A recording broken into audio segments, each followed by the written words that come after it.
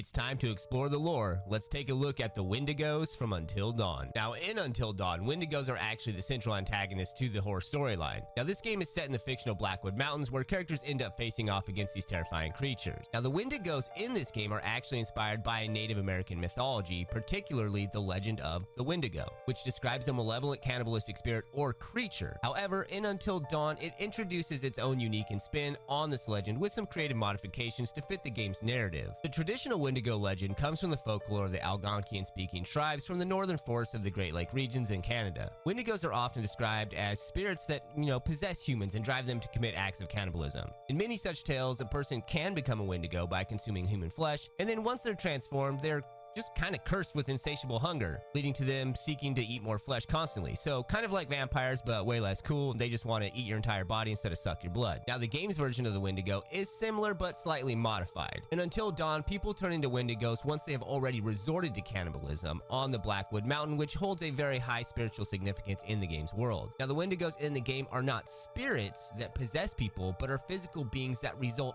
from the curse. Now, the Wendigos in Until Dawn originate from a group of miners that were trapped under the mountain at one time. The collapse trapped them all there. They had to resort to cannibalism to survive, and they became Wendigos. It's also important to note that there is no other way to become a Wendigo other than consuming human flesh on the mountain. So that means if anybody is bitten or clawed or generally attacked and survives, this will not pass the curse on to anybody else. So in that regard, it's not infectious like, say, something of a zombie bite. If you made it to the end with me, I want to say thank you. Make sure you like, subscribe, follow, leave a comment down below. If you want me to check out a specific game, creature, anything like that, tell me which one. I would love to check it out. And once again, I appreciate everybody for hanging